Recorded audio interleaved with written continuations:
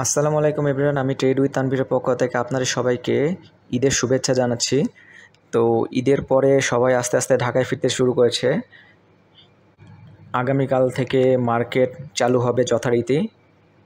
বাজারে ট্রাম্পের সিদ্ধান্তের কারণে বেশ কিছু নেগেটিভিটি রয়েছে। আশা করা যাচ্ছে যে আগামীকালকের বাজারে তার প্রভাব তেমন একটা পড়বে না।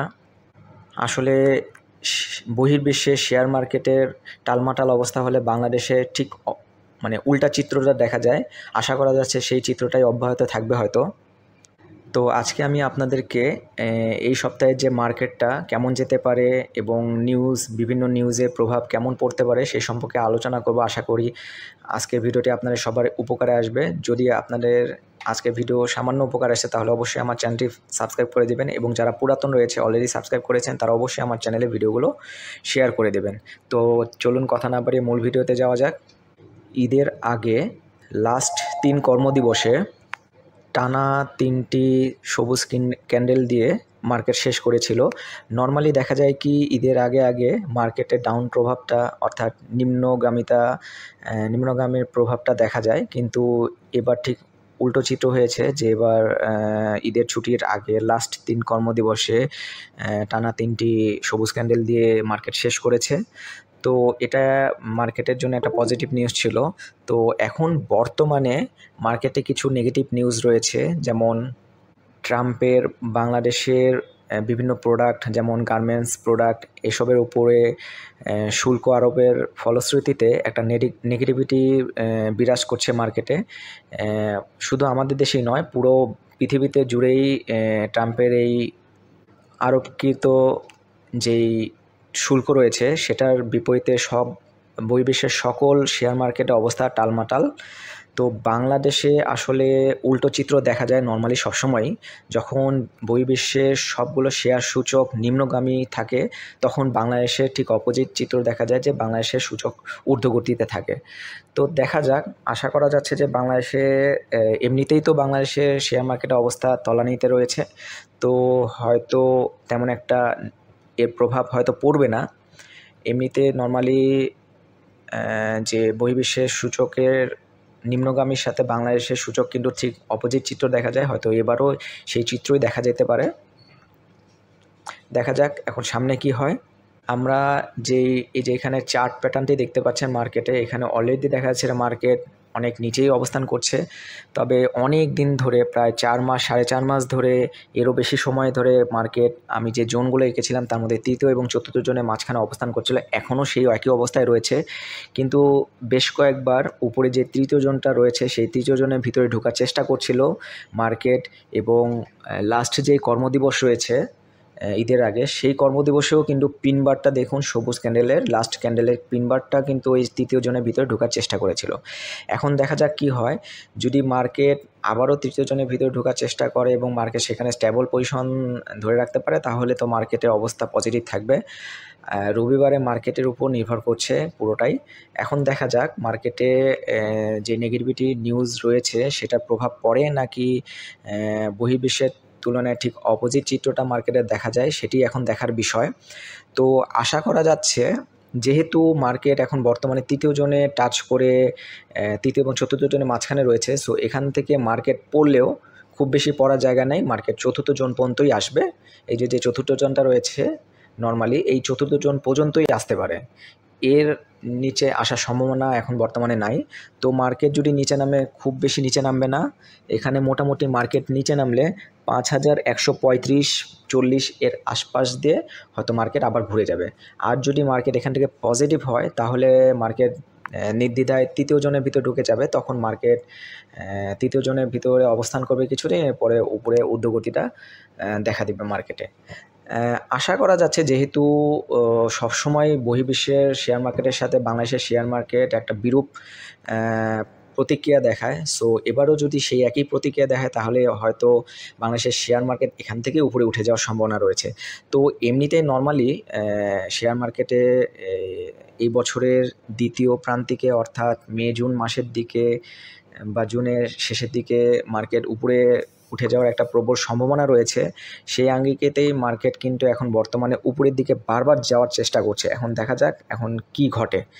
তো আপনারা প্যানিক হবেন না কোনো কিছুতেই। শেয়ার মার্কেট তার নিজ গতিতেই চলবে। আপনারা প্যানিক হয়ে কোনো কিছু শেয়ার সেল করবেন না, তাহলে হয়তো আপনাদের নিজেরই ক্ষতি হবে। এমনিতেই শেয়ার মার্কেট অনেক তলানিতে রয়েছে, সো এখান থেকে আর বেশি নিচে যাওয়ার সম্ভাবনা নেই। এখন হচ্ছে কালেকশনের টাইম শেয়ার। তো বড় বড় বিনিয়োগকারীরা যদি আপনারা প্যানিক হয়ে আপনাদের শেয়ারগুলো সেল করে দেন, তাহলে বড় বড় বিনিয়োগকারীরা লুফে নেবে সেই শেয়ারগুলো। তো যখন বড় বড় বিনিয়োগকারীরা গ্যাম্বলিং মাধ্যমে বা চাহিদার মাধ্যমে যখন আপ ট্রেন্ডে চলে যাবে মার্কেট, তখন হয়তো আপনারা পস্তাবেন। তখন হয়তো এই এত কম দামে হয়তো শেয়ারগুলো আর পাওয়া যাবে না। যাই হোক, আমি শেয়ারের সূচক নিয়ে অনেক কথা বলে ফেললাম। এখন আমি কিছু গুরুত্বপূর্ণ নিউজ নিয়ে আলোচনা করব। আমি এখন প্রথমেই যে নিউজটি নিয়ে আলোচনা করব সেটি হচ্ছে টানা 9 দিন পর রোববার খুলছে উভয় শেয়ার বাজার। অর্থাৎ আগামীকাল রোববার থেকে 9 দিন বন্ধ থাকার পরে ঈদের পরে প্রথম শেয়ার বাজারে কার্যদিবস, অর্থাৎ শেয়ার বাজার খুলতে যাচ্ছে। তো এখানে এই নিউজটি বলা হয়েছে। তবে শেয়ার বাজার বন্ধের আগে টানা 3 কর্মদিবস পজিটিভ ছিল শেয়ার বাজার, সেটি ঈদের পরের একটা চাঙ্গা ভাব বা ঈদের পরে একটা পজিটিভিটির একটা বহিঃপ্রকাশ ঘটেছে। তবে বেশ কিছু নিউজের কারণে শেয়ার বাজারের কিছু নেগেটিভিটি থাকলেও থাকতে পারে, কিন্তু পরবর্তীতে আস্তে আস্তে এটি ঠিক হয়ে যাবে। কারণ বর্তমানে শেয়ার বাজার তলানিতেই রয়েছে, এর থেকে আর বেশি তলানিতে যাওয়ার সম্ভাবনা নেই।